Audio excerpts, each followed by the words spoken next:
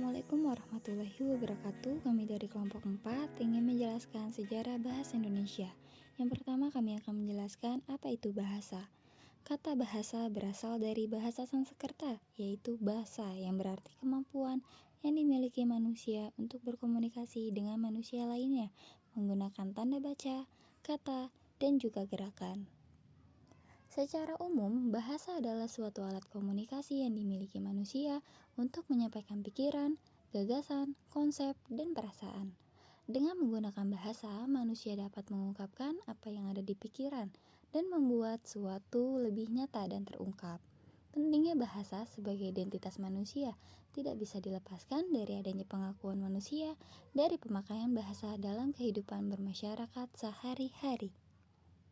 Selanjutnya kita akan menjelaskan fungsi-fungsi bahasa. Fungsi-fungsi bahasa Indonesia terbagi menjadi dua, yaitu bahasa nasional dan bahasa negara. Kita bahas terlebih dahulu bahasa nasional. Yang pertama adalah lambang kebanggaan kebangsaan. Lambang kebanggaan kebangsaan mencerminkan nilai-nilai sosial budaya yang mendasar rasa kebangsaan bangsa Indonesia sendiri. Dengan dasar kebangsaan ini, bahasa Indonesia harus kita pelihara dan kita kembangkan dengan rasa kebanggaan. Yang kedua ada identitas nasional. Identitas nasional adalah bahasa Indonesia, tentunya sebagai identitas nasional yang harus kita junjung bersamaan dengan bendera kebangsaan dan lambang negara Indonesia. Yang ketiga ada bahasa nasional. Bahasa Indonesia sebagai alat penghubung antar warga daerah budaya sesama bangsa Indonesia. Dengan menjadikan bahasa sebagai bahasa nasional, kita dapat berhubungan satu dengan yang lainnya, serta tidak ada kesalahpahaman dan tidak ada perpecah belahan. Lalu yang keempat, alat terlaksananya penyatuan berbagai suku bangsa yang memiliki latar belakang sosial, budaya, suku, ras, agama, dan bahasa yang berbeda-beda ke dalamnya satu kesatuan kebangsaan bangsa Indonesia. Selanjutnya kita akan menjelaskan fungsi-fungsi bahasa sebagai bahasa negara, yang sebelumnya telah dijelaskan fungsi sebagai bahasa nasional. Yang pertama adalah bahasa resmi kenegaraan yang dipakai di dalam segala kegiatan, keupacaraan, dan peristiwa lainnya yang terdapat di dalam kewarganegaraan itu sendiri. Lalu yang kedua, sebagai bahasa pengantar di dalam dunia pendidikan, dari awal taman kanak-kanak hingga perguruan tinggi. Nah, pada fungsi yang kedua ini, bahasa Indonesia dijadikan sebagai bahasa keseharian dalam dunia pendidikan.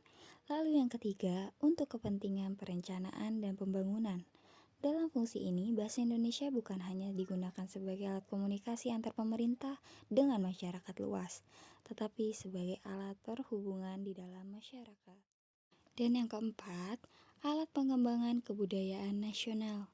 Ilmu pengetahuan dan teknologi, dalam fungsi ini bahasa Indonesia adalah satu-satunya alat untuk membina dan mengembangkan kebudayaan nasional.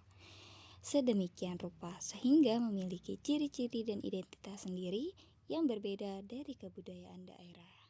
Tahukah Anda, bahasa Indonesia yang digunakan sebagai resmi di negara kita berasal dari bahasa Melayu? Faktor apa aja sih yang mempengaruhi kenapa bahasa Melayu diterima oleh masyarakat pada saat ini? Yang pertama sebagai lingua franca. Apa sih yang dimaksud dengan lingua franca? Lingua franca ini adalah istilah linguistik yang berarti bahasa pengantar atau bahasa pergaulan di suatu tempat, di mana terdapat penutur yang berbeda-beda. Jadi, sejak zaman Sriwijaya, bahasa Melayu ini digunakan sebagai bahasa perdagangan.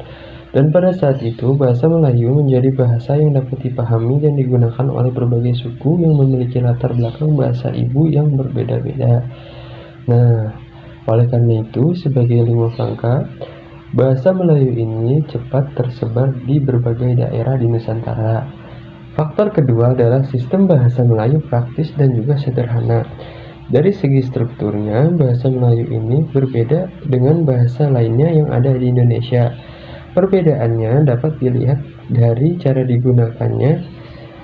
Bahasa Melayu tidak memiliki tingkatan atau tidak berdasarkan status sosial.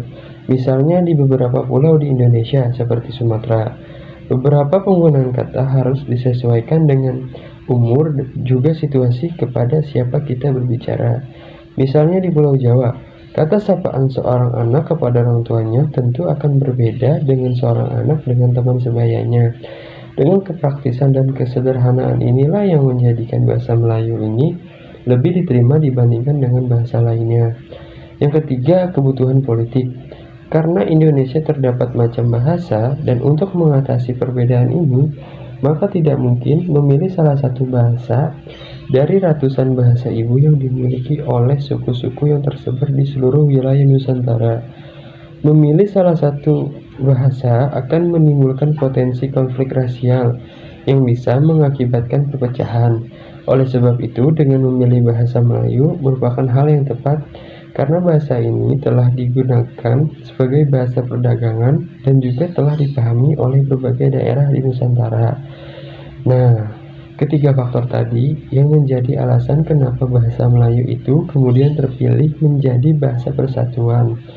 Namun, tahukah Anda, bahasa Indonesia yang kita gunakan saat ini sudah tidak sama lagi dengan bahasa Melayu disebabkan oleh perkembangan yang dipengaruhi berbagai faktor, yaitu faktor waktu, faktor politik, sosial budaya, ilmu pengetahuan, dan teknologi. Baik, pertama saya akan menjelaskan tentang faktor waktu. Jika dilihat dari lintasan sejarah, terdapat tiga fase. Yang pertama itu masa prakolonial, masa kolonial, dan masa pergerakan. Pada masa prakolonial ini, kita bisa melihat buktinya melalui bukti tertulis seperti inskripsi, prasasti, serta dialog Melayu di seluruh Nusantara. Fase kedua adalah masa kolonial.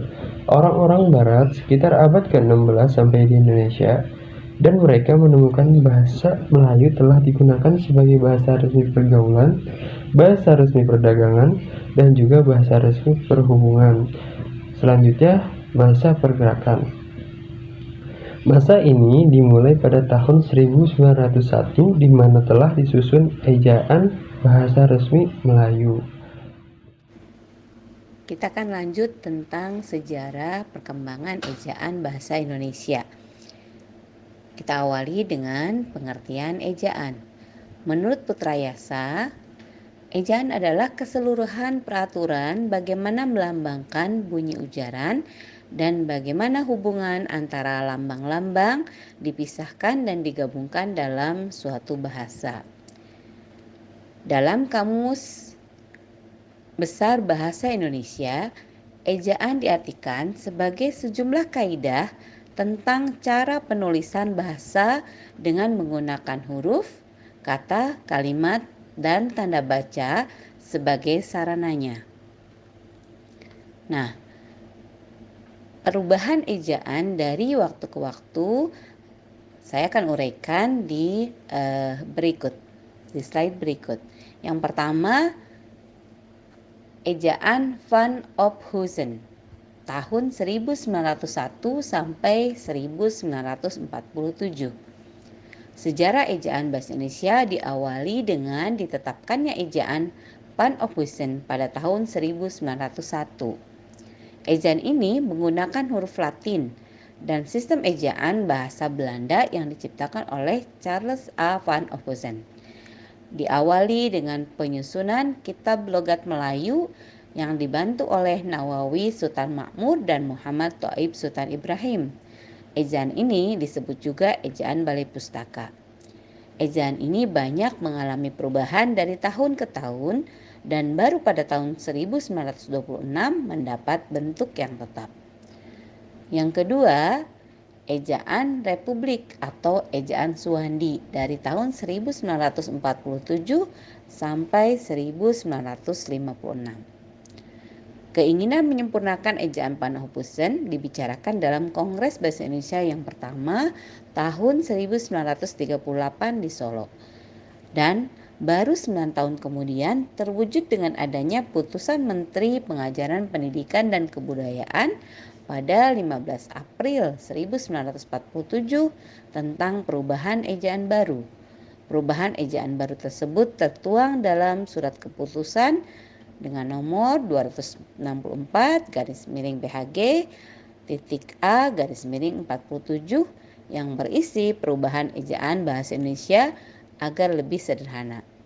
Ejaan baru ini dikenal dengan nama Ejaan Suwandi yang diresmikan pada 19 Maret tahun 1947.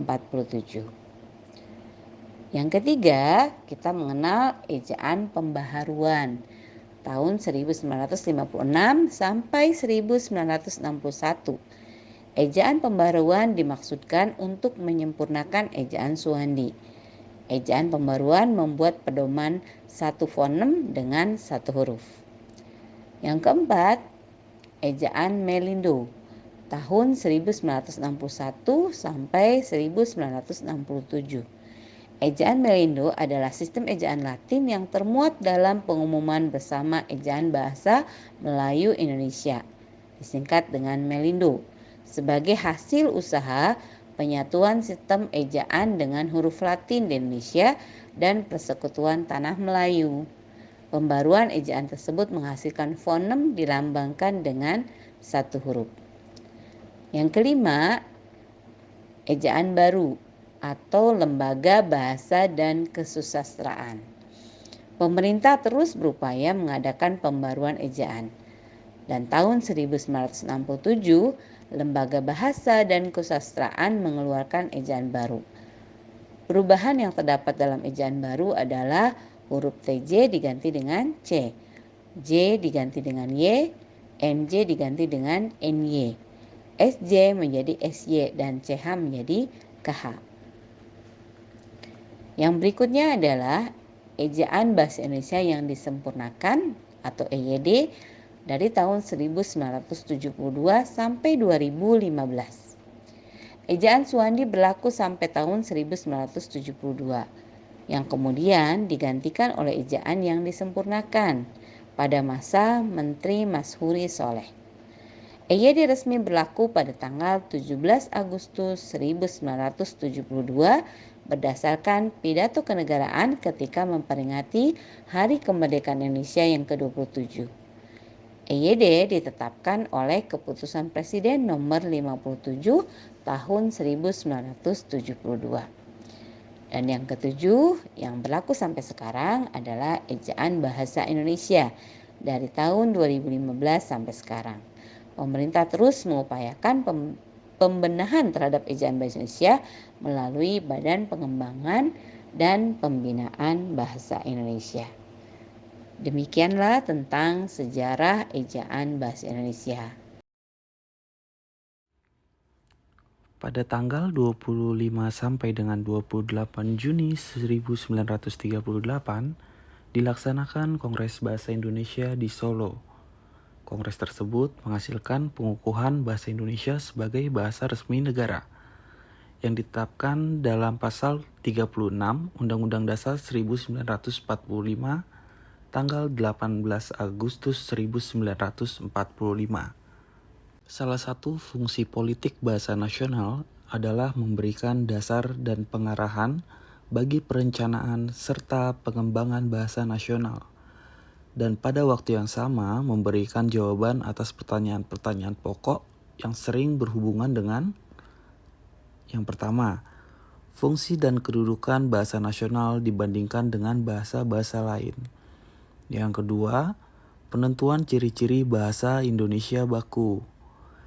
Yang ketiga, tata cara pembakuan dan pengembangan bahasa nasional. Dan yang terakhir, pengembangan pengajaran bahasa nasional pada semua jenis dan tingkat lembaga pendidikan, mulai dari tingkat taman kanak-kanak sampai dengan tingkat perguruan tinggi. Politik bahasa nasional juga memberikan dasar dan pengarahan bagi masalah bahasa nasional di dalam hubungannya dengan: yang pertama, pendidikan dan pengajaran dalam dan di luar lembaga-lembaga pendidikan. Yang kedua, pelaksanaan administrasi pemerintahan.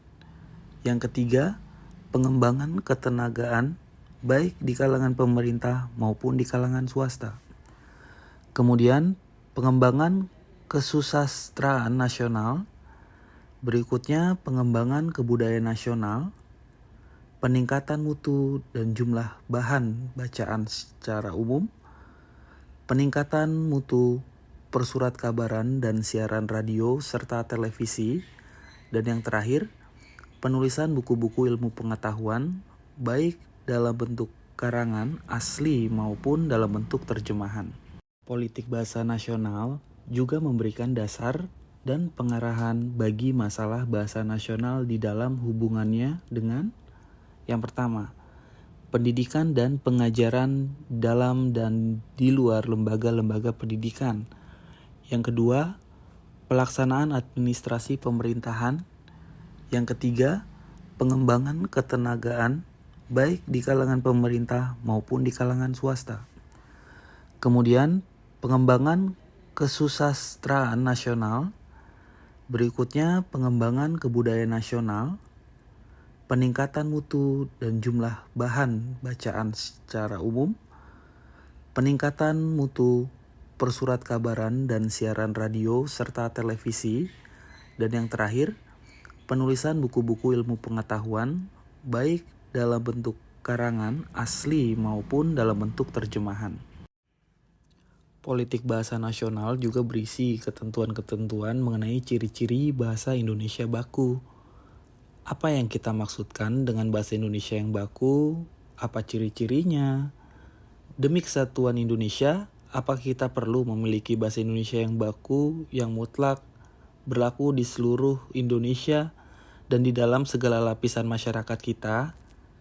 Siapa atau lembaga mana yang perlu diberi wewenang untuk memperhatikan dan menjaga kelangsungan hidup bahasa Indonesia baku itu?